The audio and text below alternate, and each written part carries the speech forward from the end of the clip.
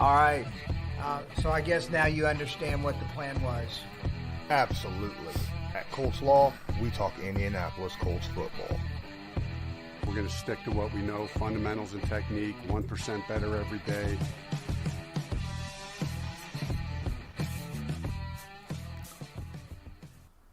What's going on, Colts Nation? I'm Lawrence Owen, with me as usual, Colts Loyalist, and it's Friday, which means we're discussing the upcoming game this week, and it don't get much bigger for the Colts. It does not get much bigger. Oh boy. We thought, we needed to beat the Niners. It was a measuring stick, and in my opinion, that Niners game, they measured well. Right? They measured well. Now we're going up against a team that we're behind. We're back on them 3 games. If we lose, division gone. It's way out there in the distance. It's beyond us. It's past the horizon. If we win, we have a shot. We have a real shot. We'd only be 1 game behind and split the division.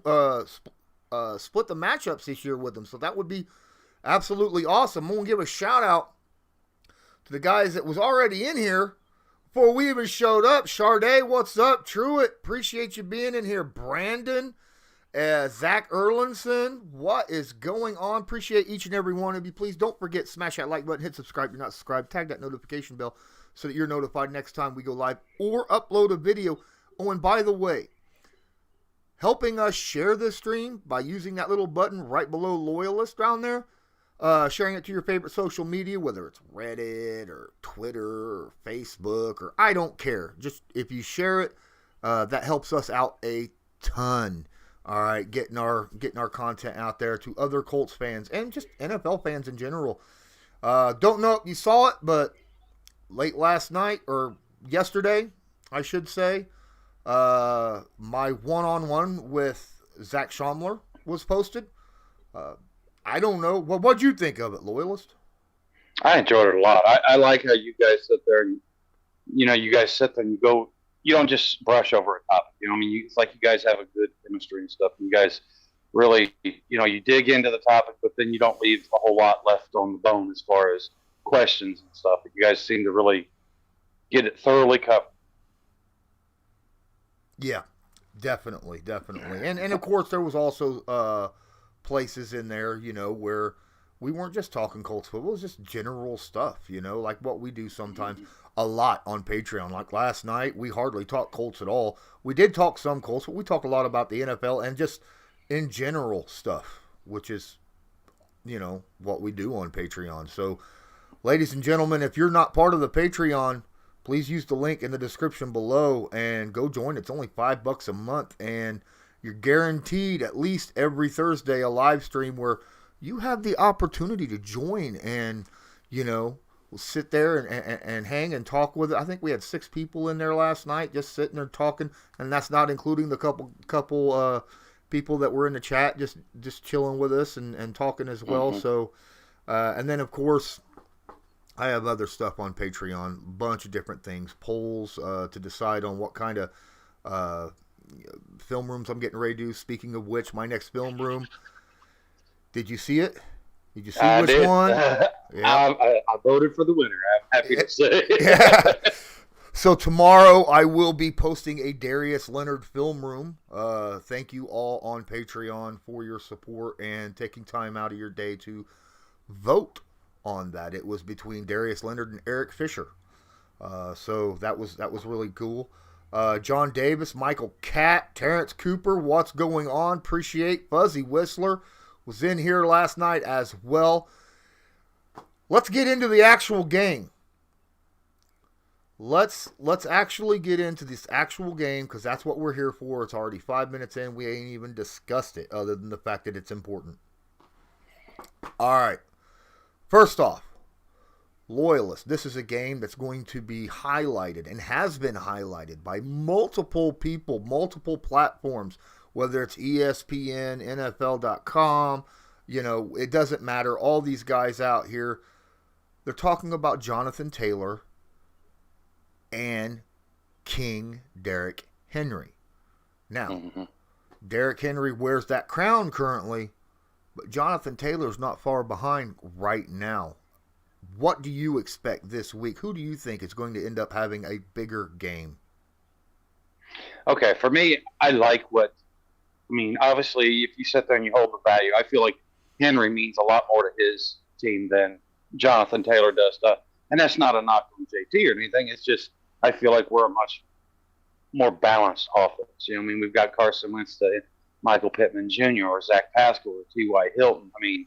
That's and then you've got the Mo Alley Cox and Jack Doyle. So I do like what Henry brings for his team, but I do think that Jonathan Taylor's going to have the better game, and it's because of the supporting cast. You know what I mean?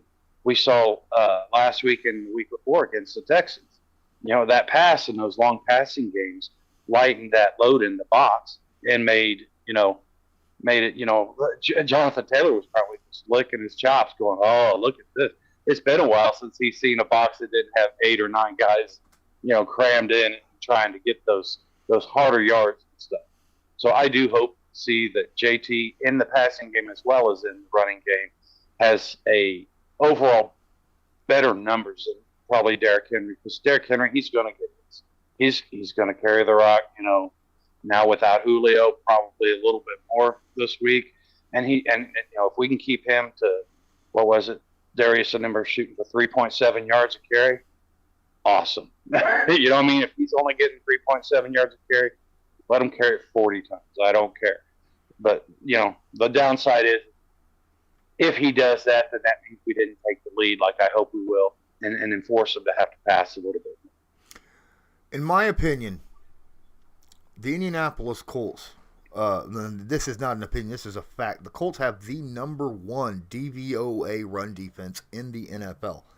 That's massive. That's yards against the run on average, what was expected. What Derrick Henry's done to other teams versus what he's done to us, and then previous games, what San Francisco did to other teams versus what they did to us. What Baltimore's done to other teams versus what they did to us. We have the number 1 DVOA run defense. So, and then, of course, you take on top of that, Derrick Henry only gets 4.5 yards a carry so far this season, which is respectable. Jonathan Taylor is getting an entire yard more than that, 5.5 yards a carry. But what you say, Derrick Henry means more to his team than Jonathan Taylor means to the Colts.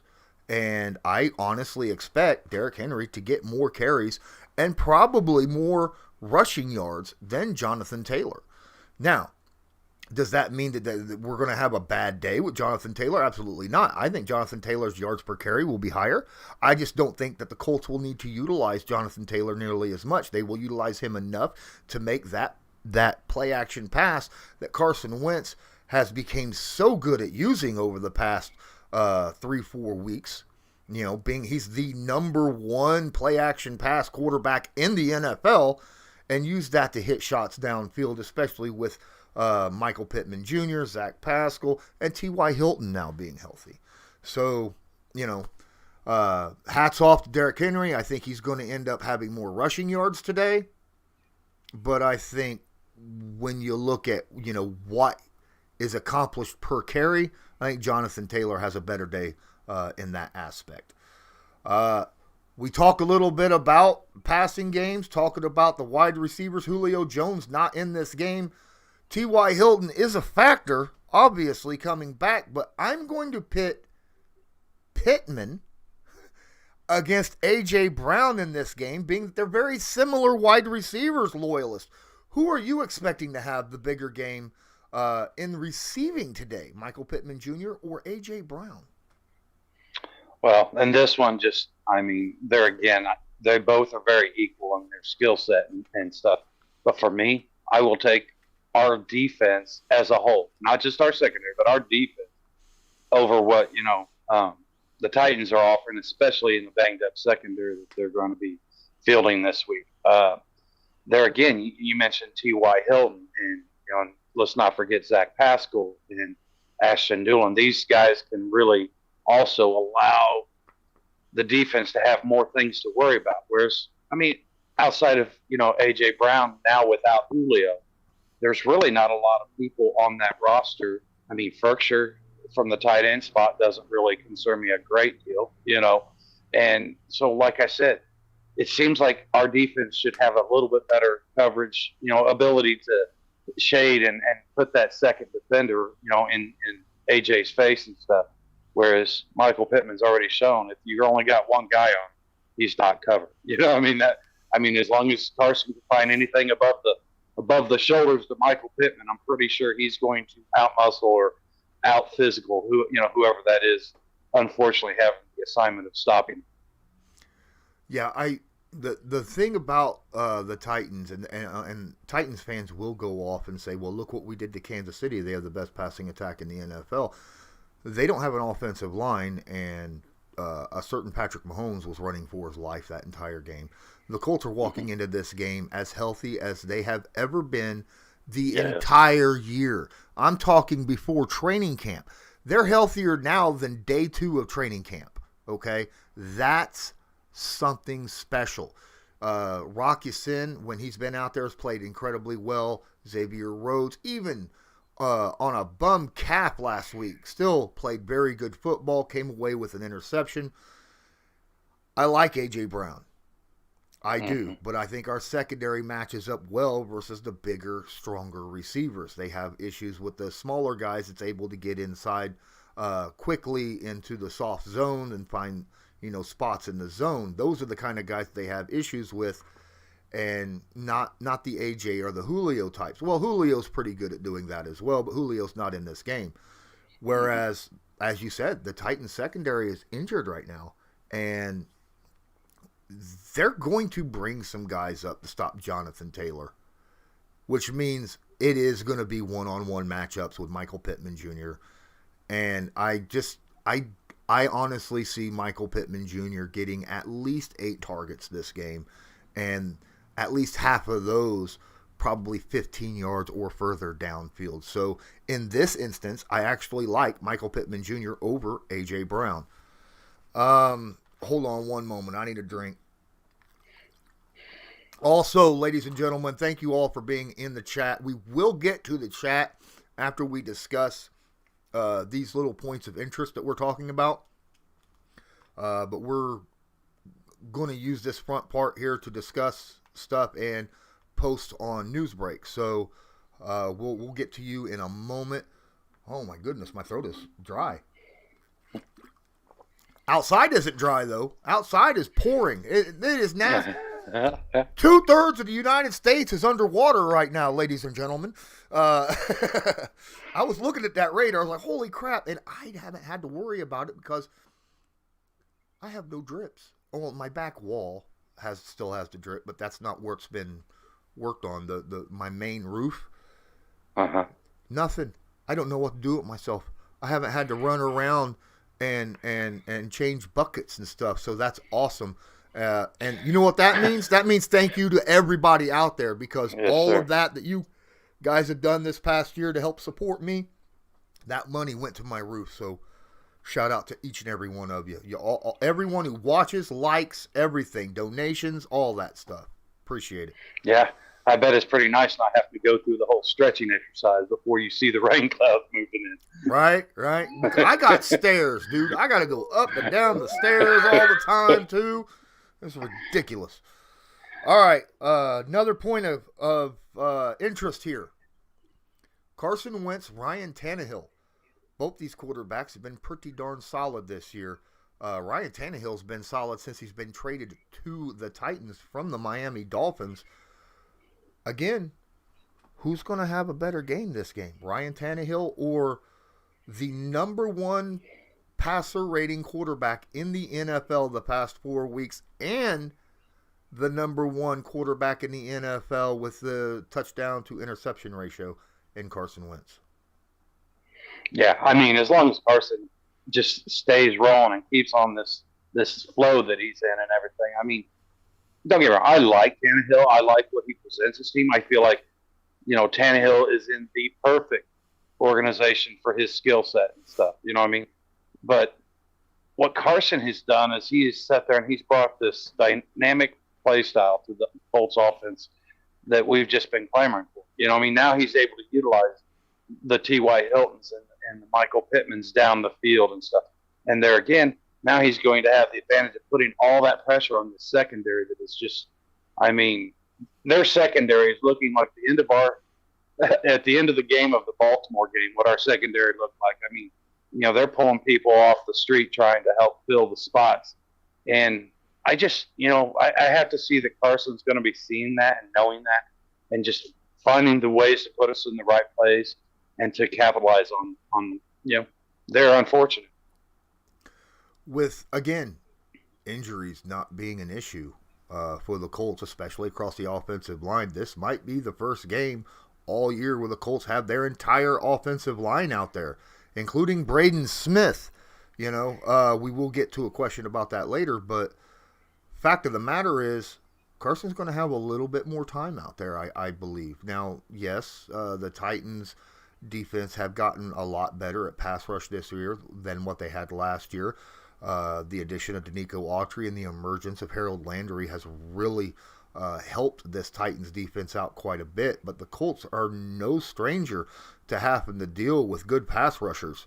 And I honestly believe the play action, as long as Jonathan Taylor continues to run really well, that play action is going to help Carson Wentz out a ton. And he's got all of his weapons basically to throw to. All of them, right? Mm-hmm. Who's going to cover Mo Alley Cox? Who's going to cover T.Y. Hilton and Michael Pittman Jr. and Zach Pascal and all those guys? Who's going to cover Jonathan Taylor, Marlon Mack, and Naheem Hines when they go out in the flat? I don't see this defense having enough players to match up against the Indianapolis Colts offense. And all Carson Wentz is going to have to do is just find the open guy and deliver a good ball. And he's been doing that very well all year. Find the opposite side of Byard, throw away from whatever side he's on. And like you said, that's got to look like a smorgasbord for him. Absolutely, absolutely. One more thing of contention. The Indianapolis Colts are on pace for 39 takeaways this year. You heard me right. Darius Leonard straight said, we want to get 40 turnovers. What's weird is Darius Leonard's been on a rampage to make this happen, okay? First and foremost, Darius Leonard has got more turnovers than 15 NFL teams, okay? So he's been out there trying to make his own prediction happen, and he's doing a good job of it. But here's the thing. Turnovers are a huge deal in a game versus Titans-Colts. Now, last time we played in Week 3, the Indianapolis Colts won that turnover ratio 3-0 and still lost by 10 points. Do you think that with a healthy team and a healthy Wentz, that if the Colts ended up with 3 turnovers this game, that the same outcome could even possibly happen? No. Just in one healthy. I'm not talking about the healthy O-line.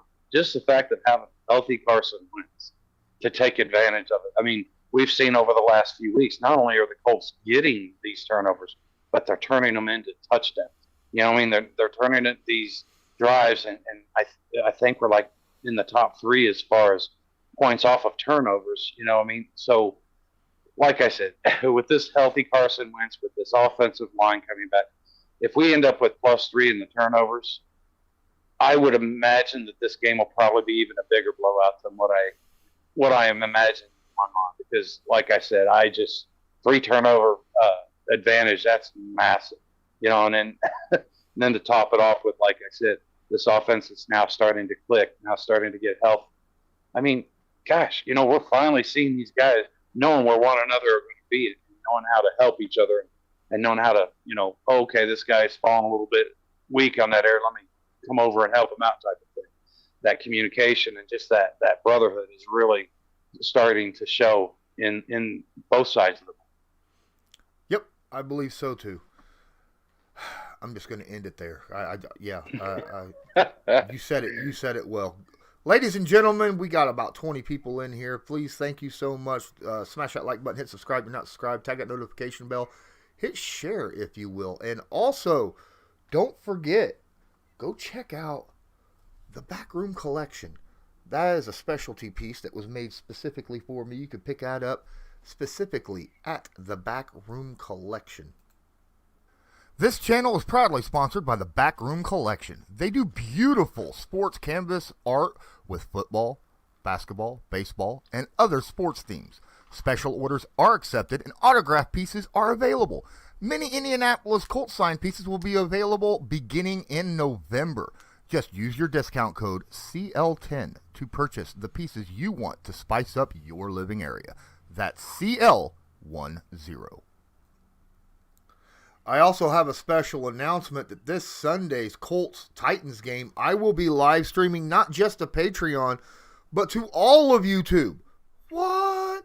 That's right. Cool. It's going to be for everyone. This will be I think the first one that I've done this year like that. But there's a specific reason why we're wanting to do that. We had a discussion last night on Patreon. We are going to be holding. Thank you, Fuzzy Whistler.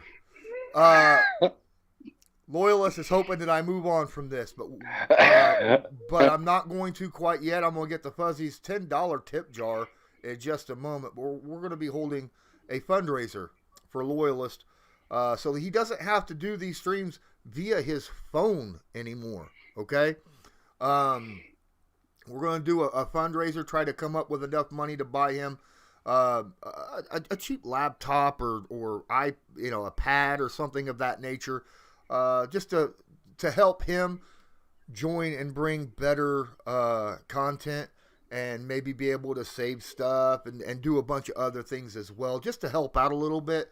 So make sure you do not miss that. Keep an eye out for the notifications on that as well.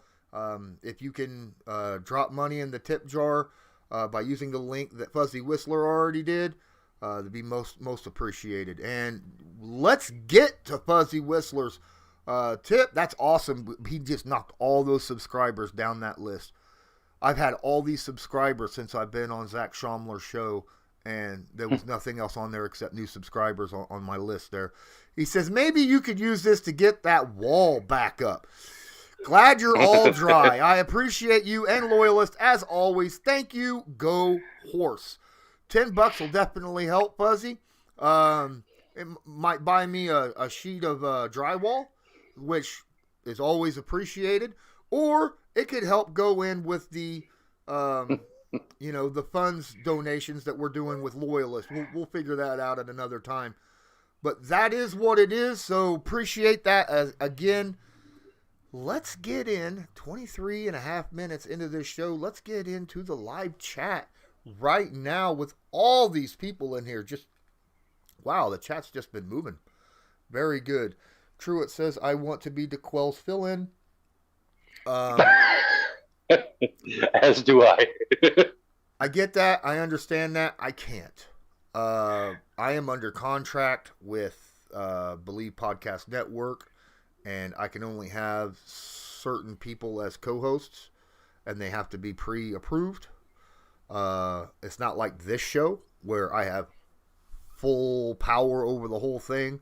Believe has a lot of say-so in that podcast. So my apologies. I hate to let you down that way. I'm sorry.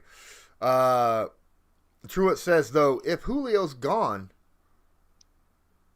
what was that say? Load the box. Well, that sounds like a really good idea. What do you think? Since Julio is not in this game, he is an out. I seen the question down there later on in the stream. Yes, Julio Jones will not be playing this game.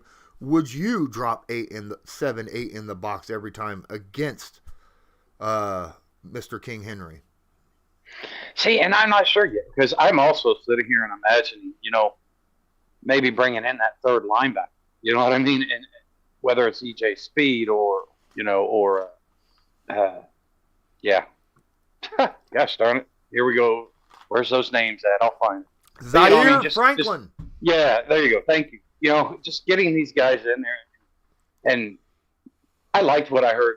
Zach was talking about, or you had mentioned about spying Derrick instead of having somebody spying the quarterback like we do against Lamar Jackson or whatever. I like that idea. I like that idea of bringing the more, like I said, for me, I think of EJ Speed because of his athletic capabilities and stuff. I just think that would take and allow, to put that along with what Darius Leonard and Bobby Okereke has been giving this defense, especially. Shout out to Bobby for last week. He played the run game like he meant to. I mean, he made. I love seeing that.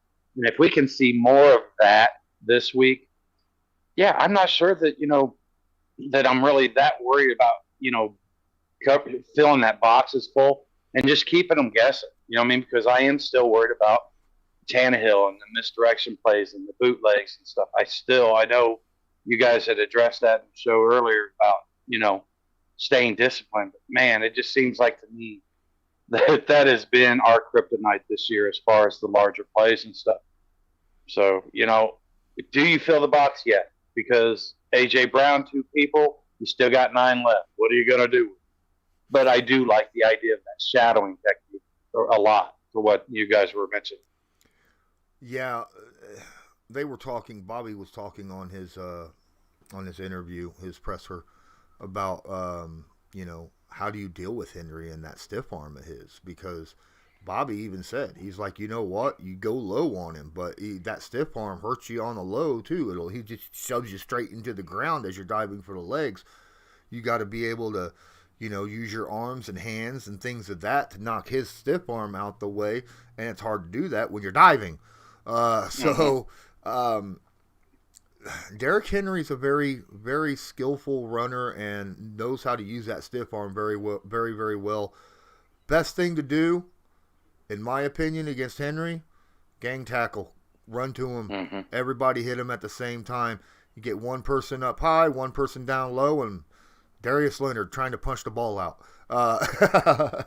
That's what you want to see. And the Colts, that's how the Colts play defense anyhow, with that zone. 11 guys looking back at the ball and trying to react. And there's my alarm saying, oh, by the way, do a live stream soon. There it is. Let's see here. Zach Erlinson says JT wins the day, 130 yards, 2 touchdowns. 130 yards, I'll be okay with those numbers. I'd be more than okay with 130 yards and 2 touchdowns for JT. I don't care if that was 130 all-purpose yards. Let's say he gets 50 yards passing and 80 yards rushing. I'm still good with that. Can you do me a favor? Can you mention, for those that maybe not saw you on or heard your Bleed podcast, about your prediction for Carson Wentz? Because I'd like to dig into that a little, about his throwing yards. Oh, yeah. Yeah, because I honestly, I heard that prediction and I was like, man, that is right where my brain is in this game. I'm thinking that he'll have at least 275 plus yards and 3 touchdowns in this game. And the reason I say that is because, like I said earlier, they can play the pass if they're not worried about the run. They didn't have to worry about the run against Kansas City, right? Did not have to.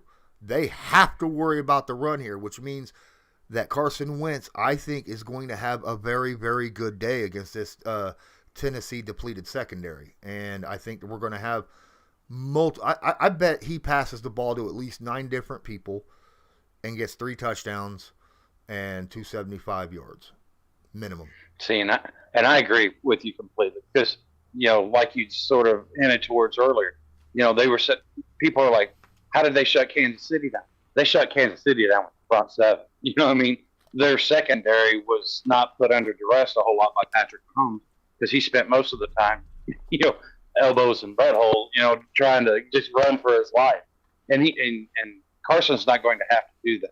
Now, does that mean that Carson's not going to have to extend some of these plays? And no, I expect that, the Titans will get a little bit of pressure, but it's not going to be nothing to the extent of what Mahomes is going through. And then, like you said, you sit there and you take advantage of these guys a couple times, and then all of a sudden, Vrabel's going to start lightening that box up. And that's where I feel like, both of those predictions, I can honestly both of them coming true at the same time. because I do hope that the Colts put a lot of points up in this game for the simple fact that now you're just putting a ton of pressure on that Titans offense.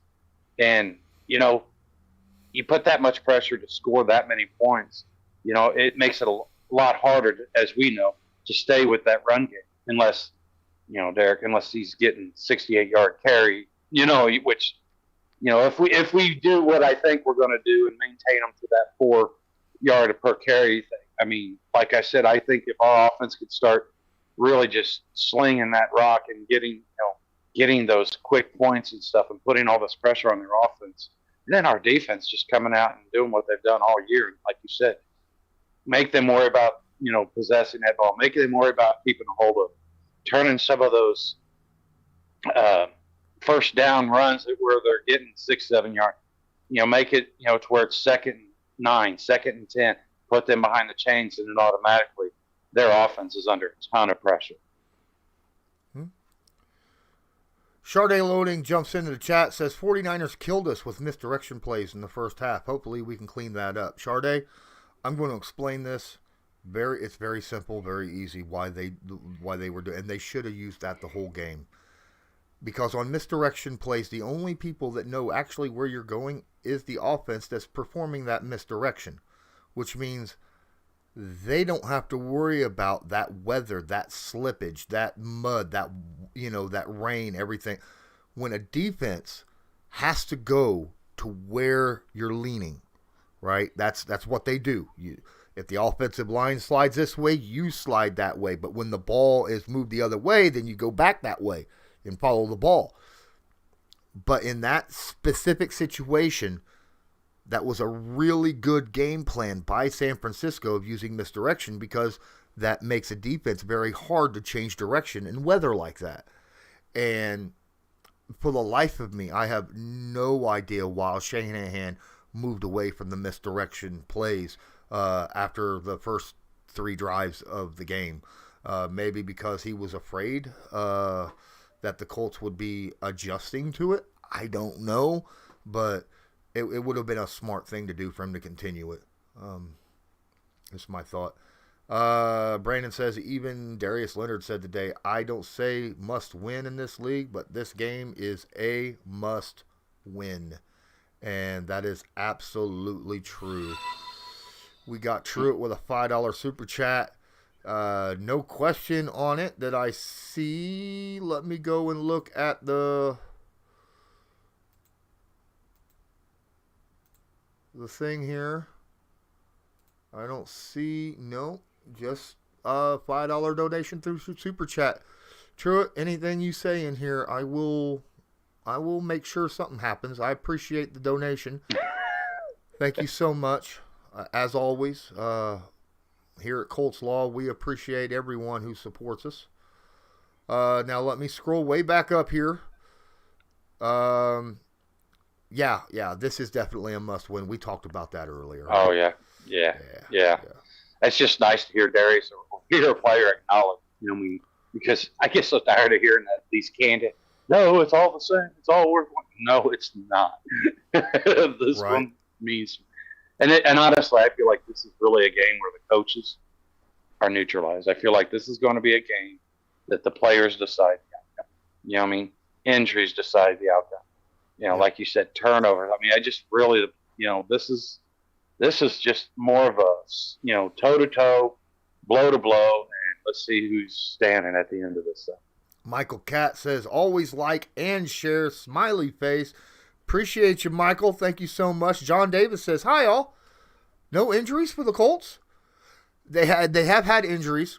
Matter of fact, there's 3 people that is questionable for this game, but looks like they probably will play because everyone except Bo Peep Keys, that 8th cornerback or something that we picked up, and he's the only one that did not full practice today. Everybody else was a full practice. So that's always good news. How much do you think the Blackman IR, how bad do you think that's going to affect us this weekend against Henry? Because he's always done real well at tackling Henry on those tackles for loss and stuff. Well, to be fair, his backup that's coming in is a damn good tackler. Okay, and I don't say that very often, but he is. He's a very, very good. He has issues with set his footwork and his hips when it comes to covering deep guys. He's not a cornerback for a reason, right? He's a safety. Okay, Yeah. But he's actually a really solid downhill tackler. So I don't have much of a problem with him back there. Personally. Awesome. Let's see here. Terrence Cooper's in here, says, what's going on? Of course, we're sitting here chilling and talking to you. What do you think's going on? Fuzzy Whistler says, let's go horse. We've got this one. Last night's Patreon stream was great. I enjoyed it. I had a blast. I had everybody rolling, I think, a couple times. One of them when I said that let's see here. What was it? That the NFL itself needs to be fined for allowing the New York Jets to have a Thursday night football game. Yeah. Yep. A lot of important football stuff we always cover on Patreon. Absolutely. But it's a lot of fun. It's a blast, man. Mm-hmm. It's not like what we're right here with us. Loyalist and I here, when we're talking in the chat, it is kind of, you're in our room, we're in yours. We're just kind of, interacting. But it's not the same as our Patreons where it's like, it's almost like we're all sitting at a round table, and we're eating chips and dip and drinking beer and having fun and just talking smack, On those streams, they're not shared. I don't have to worry about YouTube and being demonetized or nothing because it's not out there for the world to see. And the only way that you can join them is to be part of Patreon. It's only $5 a month. I mean, good Lord, that's It's nothing. it's like a family gathering. You know how we got the holidays coming up and stuff. It's like, you sit there and you got 5 people and you got 6 people. I mean, I think we went for like 4 hours and 15 minutes last night. And like I said, we just had people coming in and out. It's like, oh, they came in for dinner and visited with family and then took off to the next family gathering. So I was only there.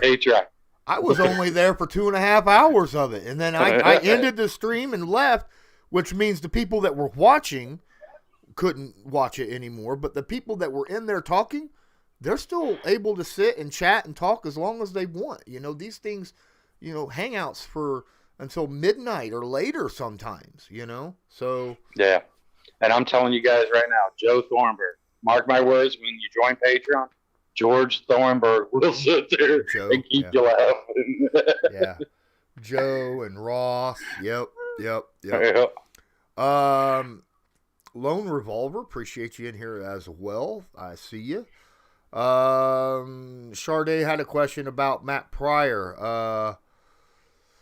Do we put Pryor out? Give me your thoughts on Matt Pryor out tackle. I'm assuming you mean left tackle. I'm not putting him left tackle. I'm keeping Fisher. Yeah. But I've heard a lot of people asking on Twitter about moving him over to left tackle when Smith is back. And I'm no. Fisher's actually okay. Here's the thing. Eric Fisher deals with the best pass rushers in the NFL over on that left side. Okay? Mm-hmm. So if he gets beat a couple times a game, big deal.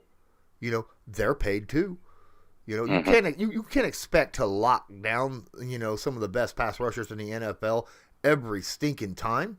He's going to lose a couple, but he's going to win the majority of them, and he's in the run game he's powerful in the run game.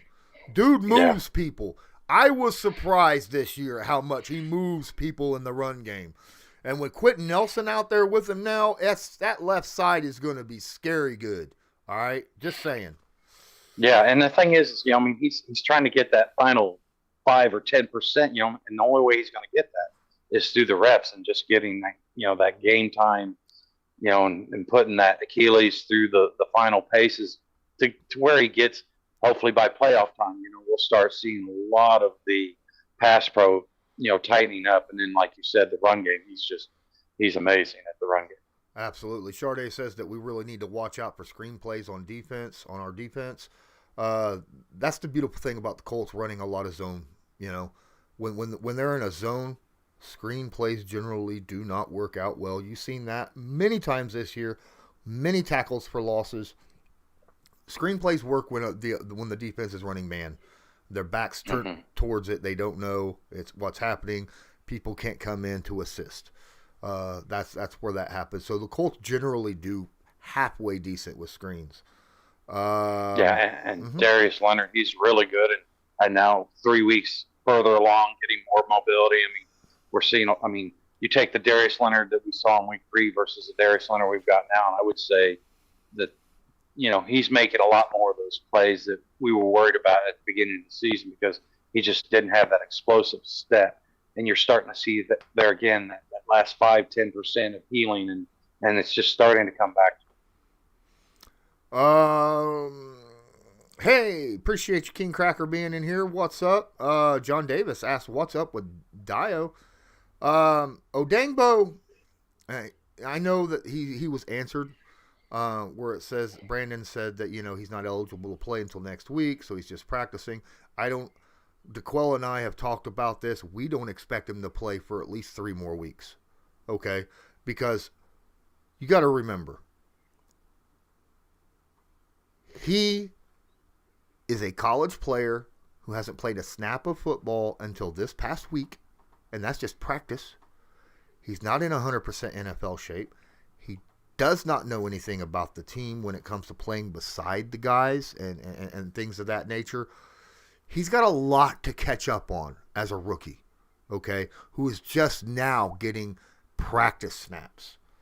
So you need to be patient with the guy. The fact that he's even going to play this year, I'm ecstatic about. I'm not worried about rushing him in here that quick. Yeah, anything he gets this year is sort of, cherry on top type of thing. All right, let me scroll down here. Getting into some stuff that I haven't seen yet. King Cracker said that there was no TY in week 3 either, and he is correct. What's up, guys? I hope TY and Braden are in this Sunday. Don't we all? Brandon Stuthers.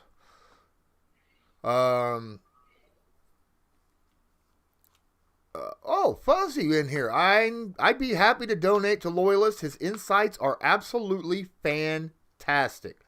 There you go, Appreciate you. Appreciate you. Martin Hazel's in here, another one of our Patreon supporters. Says, "Hi, Law and Loyalist. Maniac says he's 80% better than the last Titans game. Okereke reminded everyone to tackle Henry low and swipe away that stiff arm. We discussed that earlier. Everyone I've listened to seems to be focused." Well, absolutely. It's a divisional game. It's for a shot at the title of our division, right? Both teams know how important this is. The Titans know if they win this, they run away with it. And the Colts know that if they win it, they're in a shot, only 1 game back. So, absolutely, everybody knows how important that is. Charday says, grab onto his arm. People have tried that, and it don't work. You could grab a hold of it to keep yourself standing up sometimes, but if you grab a hold of it, what he'll do, and I've seen it, he'll bring his arm in to push you closer and then shove you away and knock you down. So be careful when you try something like that, all right? Because dude's powerful up top.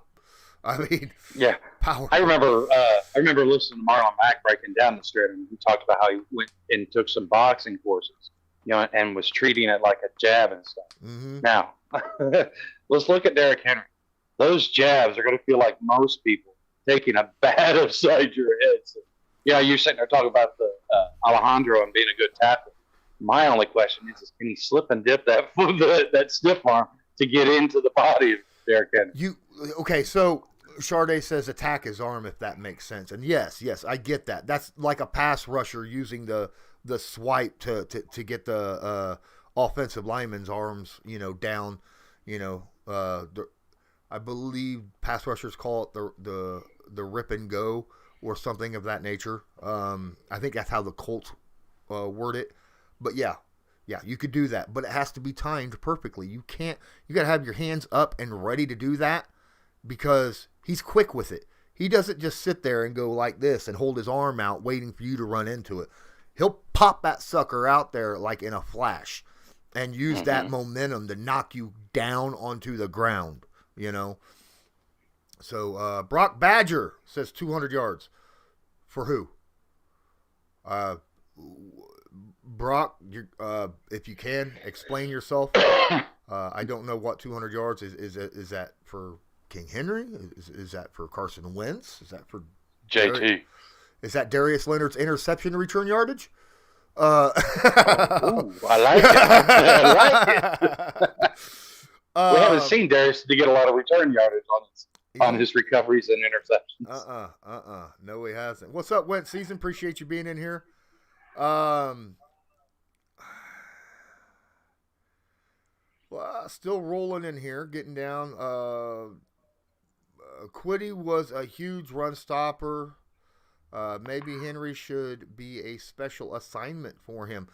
Okay, so our defensive ends have to perform very good in the run game. And when I say that, I mean containment, right? They can't get outside of their spots. And that's not just for Henry. That's in their pass rushing as well, okay? Because I'm telling you, Ryan Tannehill could move. And when it's 3rd and 10, Ryan Tannehill has no problem tucking that ball and going and getting that 10 yards, right? And he's done it to us plenty of times. He's good at it. Derrick Henry, you want to hit him in the backfield. I don't care if you tackle him or not. Hit him in the backfield. Because you get in his run lane, you hit him in the backfield, that slows him down and allows the rest of the team to collapse on him. That helps. That's big time right there. Yeah, I feel like if we could get one of these four, if we can get Tyquan Lewis, Kwity Paye, Kamoko Toure, or Al-Qadim Muhammad, if one of those guys can play like an MVP, play like, you know, have an exceptional game and stuff, that is going to go. I mean, that's it's game over because I don't. You know, if we can get good production from our DN, which we really haven't had a lot of great production from up to this point this year, that would be the final piece, I feel like, that would help keep this train rolling for this Colts team. Truett says that $5 super chat was for the computer upgrade tip jar. So there you go. You already got $5 in there, bud. Darren Mena says, where is the Titans' weakness? Pass defense, run defense. They have a pass rush. I'll give them that. The run defense isn't the greatest. Their pass defense really isn't the greatest if you could hold back some of their pass rush. So, and honestly, short yardage passing is a weakness for them right now with Julio out. Okay, Julio's actually really good at the short yardage, you know, cutting inside, understanding how to work a zone defense. So, and then of course their slot receiver they picked up from the Rams last year is hurt as well. So, they have quite a few weaknesses right now. Yeah, because you haven't even mentioned their offensive line yet. That's you know, I mean, I know Taylor Lewan's back out of concussion protocol, but I still feel like what is it? Aren't they on their 3rd string guard and 2nd string right tackle, if I'm not mistaken? So I mean, these are guys that they're going to have a rough day. Hopefully, you know, with the Colts D. Hopefully. All right. Troger playoff game Sunday. Yes, Chris, it is a playoff game. The Colts are in playoff mode in Week 8. And that's sad, being that it's an 18-week 18-week season, you know, now. But that's what happens when you start out 0-3. I was going to say, they were there Week 6 against the Texans. Yeah. Yeah, they don't win that game. This game really wouldn't mean much. Exactly. Crumbless is in here. What's up, Jack? Appreciate you being in here. Truett says, peeps are trashing Fisher? Yeah, because every once in a while someone will get around him. And to be fair, there's not a left tackle in the NFL that doesn't let somebody get past him occasionally because of the quality of pass rushers that they have to deal with on a consistent basis, you know? I mean, it is what it is. Mekhi Becton, he gets crushed. Trent Williams gets beat a lot, you know? Not like a ton, but he'll get beat occasionally. He's really good in the run game. Oh my goodness, he's good in the run game. Charday says, do you think the Titans will change anything from the last time we played? Probably. I mean, this is Vrabel's not a stupid coach. Okay? Mike Vrabel, I have a lot of respect for Mike Vrabel as a person and a coach. I really do. He's a hard-nosed guy, defensive guy, and I'm sure he's going to have some wrinkles that the Colts are going to have to be ready for. But we'll see. Yeah. You talk about wrinkles. Do you remember that kickoff or whatever return where they tried to lateral it over to Chester Rogers and ended up being a forward pass? You know, those are things that, I mean, I can see Vrabel, trying to put a little pressure on special teams. So hopefully Bubba will have his squad up and ready and their heads on a swivel. All right. So people like Wentz season says that, Wright did say Deo will be playing very soon. Deo might play the Jets game or the following against Jags. It's possible. I don't see him having more than like 5 snaps, though. Playing is one thing. Having significant snaps is another. Okay? I expect him to throw him in there just to get, that idea of what it's like to play in the NFL in an actual NFL game. But I don't expect, like, serious snaps early on. He might end up being thrown in there on, like what we talk about, the NASCAR packages. The 3rd and 15s and stuff like that, to where, all right, you're going to go in for Grover Stewart here, go get him. Let's see what happens. Okay, we got our NASCAR package. So what do we call the package, like where the first Buckner goes out to the end and stuff like he did last week in that Niners game? What are we going to call that package? We got to come up with a name for that one. Because the Indy package. The Indy 500 package. Is it though? Is it whenever you sit there looking at DeForest as your DN? DeForest can move, dude. I know, but he's still massive. I just never put him. Okay, that's the monster truck package. There you go. That's I'm better with that. That's the Sunday package. Yeah, I seen that and I was just like, what is it going on? And then I was like, okay. And he said he played a little bit for the Niners early in his career, which I wasn't aware of. Yeah. Brandon Ace is in here. He says, since when did the Titans have a good pass rush? They haven't been haven't had that much of an impact outside the Chiefs game. Danico Autry's had a pretty darn good season this year, and Harold Landry has had a very good season. The other Bud Dupree, obviously he's not had an effect due to injuries and such, but or not fitting the scheme. Just yeah.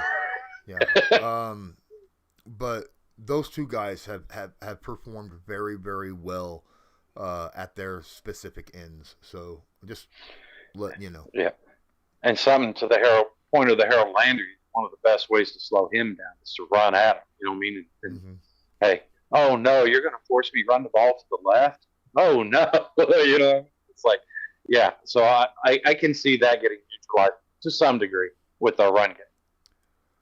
Oh yeah. Brandon Wood brings up Jeff Simmons. That dude scares me. I am actually more afraid of Jeff Simmons than I am Aaron Donald, and that's not. I'm not trying to disrespect Aaron Donald is a better overall player than Jeffrey Simmons, okay?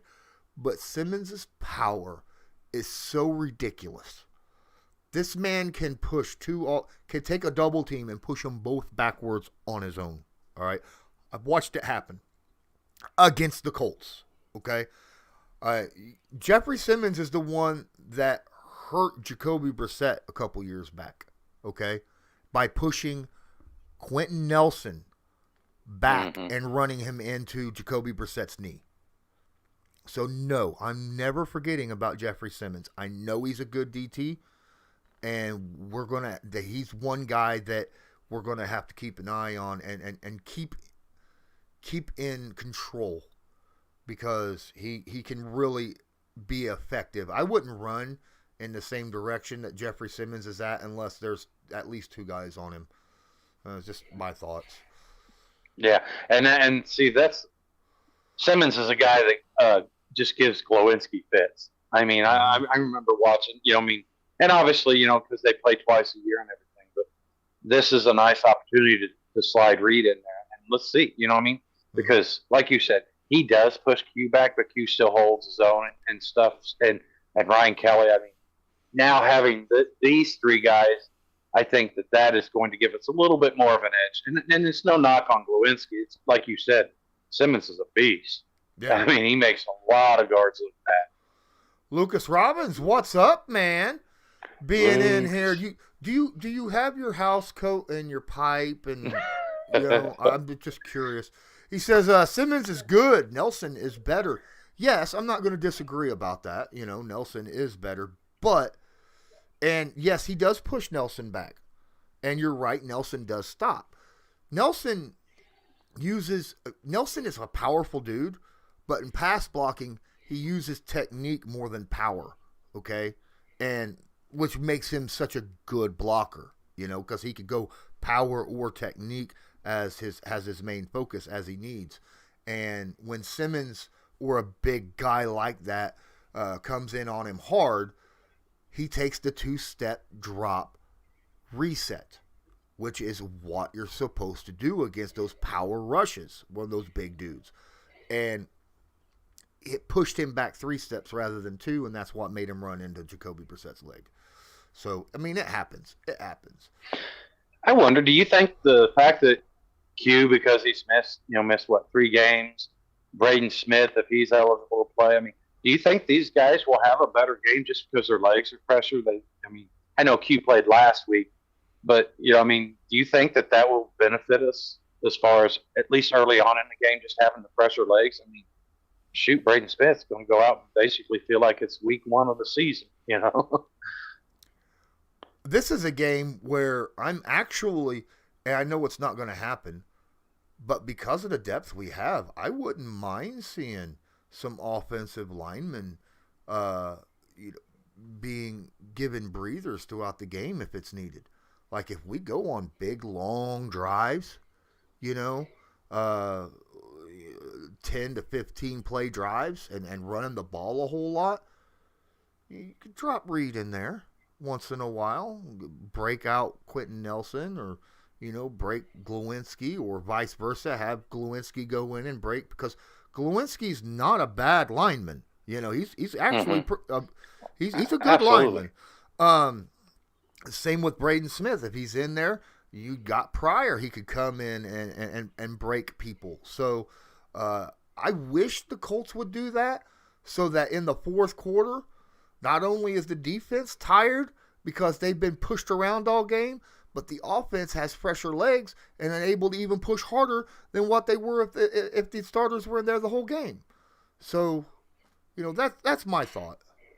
Yeah, it's just maybe that, or doing sort of that hockey line. Glowinski and Smith come in, and then we're going to take that right side of the line out and put in Reed and Pryor, because Glowinski and Smith have that chemistry and they know what to expect from one another. Reed and Pryor, they played last week. Or the Colts come out in a big formation and Reed and Pryor have to come in eligible. There you go. Don't forget about Penter. Yeah, Penter can catch the ball. All right. So we'll drop 8 offensive linemen out there, 3 of them eligible to catch. Derrick Henry, this. Right. We'll go the old. I hate to say it, but we'll go the old New England Patriots, how they used to do against the Colts when the Manning. That they used to do that to us all the time, all the time. Man, hey, Smooth Fit, appreciate you being in here. He says we have to fire on all cylinders. Period. Yeah, for the most part. I mean, would I like to completely demolish the Titans 55-13? Yes. But yes. I mean that would be a statement game. I don't see it happening. They still have very, very good players at very key positions on their team. They are going to score points on us. I don't see us, holding them to 3 points. I don't. Okay. But I do believe that the Colts, overall, with the product they're putting on the field this Sunday, is a better product than what the Titans can put on the field because of overall health of the team and all of that on both sides. Yeah, I agree completely. And let's get in Tannehill's head, because he's been known, once you start making him looking in the shadows and stuff, to give that ball up from time to time. We got some work to do, man. Let's quit being on pace for 39. Let's get on pace for 43.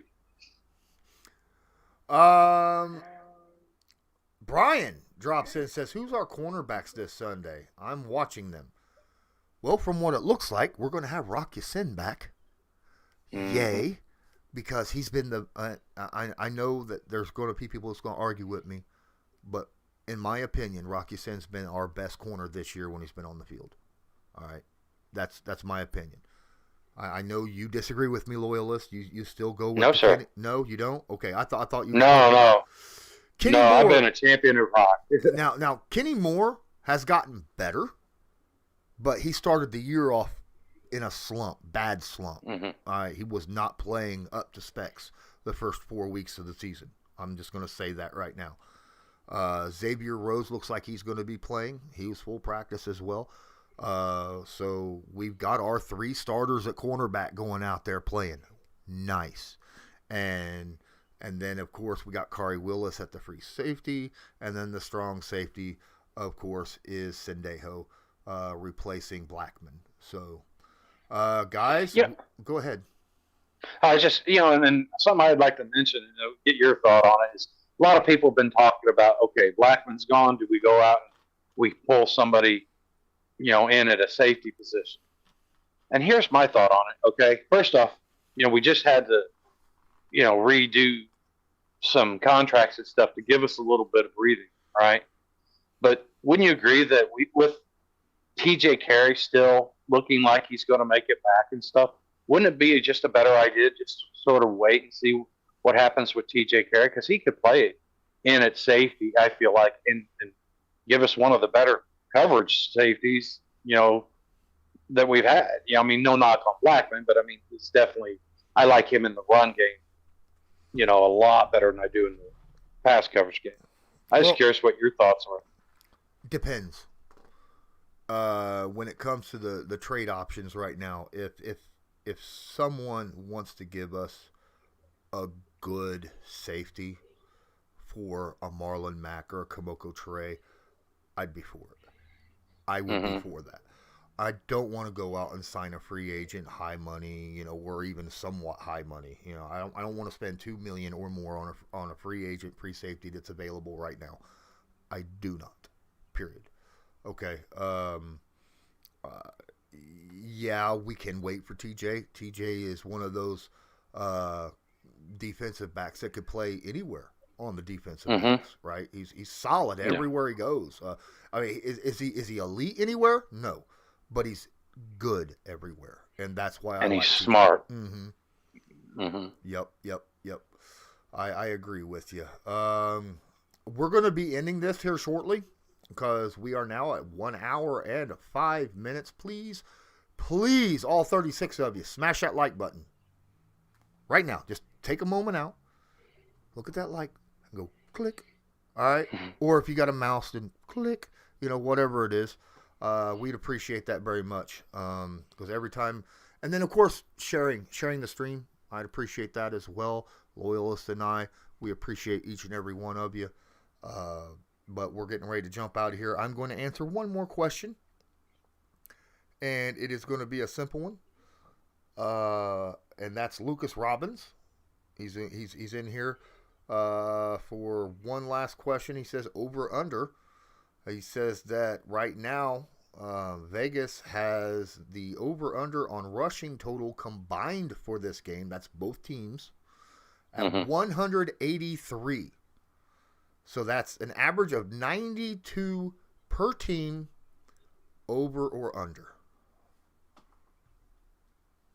Really? That's all they have it. I mean, I'm going the over. I mean, because you got to figure Wentz and Tannehill are probably combined good for 40 yards. Okay. So now you've got the number one and number two, arguably, running backs in the game. I mean, yeah, I'm going the over. I could see it going under if the Colts get to a big lead, or even if the Titans get to a big lead. But if the Colts get to a big lead, especially because then they won't be running Henry as much, and the Colts will probably continue to throw the football still. You know, I mean, if it's working through the air, why stop? Make them stop you. You know, but I agree. I think that this will probably be a game that I'm surprised that the over-under isn't closer to 210. But, you know, so I would take that. Oh, he says combined for Taylor and Henry, not as a team. Okay. For Taylor and Henry, 92 yards apiece. That is a good one. That is a good one. See, I thought Lucas went and slipped up once. Daggone it.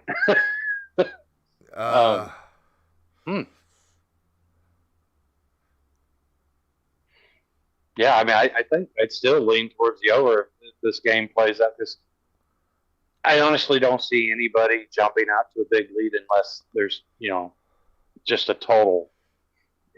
Unless Carson Wentz is inside the 5 and just goes, here, take the ball. Yeah. Or Tannehill. I really don't see anybody taking and breaking this game out until later in the game, if at all. Unless there is turnovers early in the first quarter, and someone jumps out to like a 10, 14-point lead, then I see plenty of running in this game. So yeah, I'll still take the over. So I got you. But thanks for the clarification, Lucas.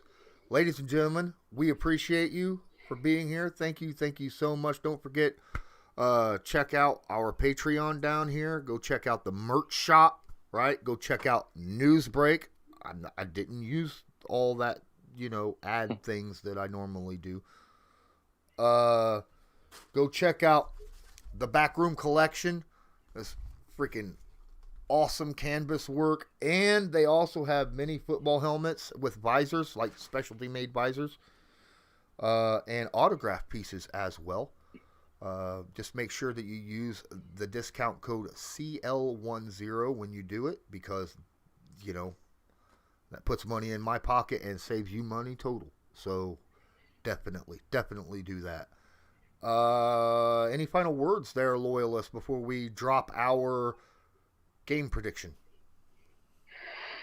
No, like I said, I really hope that this game, like I said, man, this is just coaches put aside. This is just mano a mano, and I hope that the Colts realize that they got the best mono. Absolutely. Also, ladies and gentlemen, if you use the link in the description to do a donation for Loyalist, it will show up. It will be saved. I will bring it up on the next live stream. So just let you know that. So at any time. What's your game score prediction, Loyalist, for this Sunday? All right, I've got this one being a bit of a scoring game, so I've got it 36 Colts, 24 Titans. Did you watch my stream earlier? Did I watch your stream? Yeah. I believe. Okay, so I'm pretty sure I said 33-24. Oh, well, see, okay. I did say I watched it, but I also didn't get to watch the last 15 minutes. Okay. I got the Colts 33, Titans 24. I think the Colts pull away at the last moment in the fourth quarter. Kind of similar to what they did against the Niners. Because I think that we end up getting a couple turnovers, but it'll be in the second half, not the first half, when Tannehill starts throwing the football. Thank you so much, guys. Appreciate each and every one of you. And until next time, as usual. Hang on. I got to practice this, but you got me looking like a clown the last. So, all right, guys. Thank you for watching. He's Lawrence Owen. I'm Colts Loyalist. And have a good one.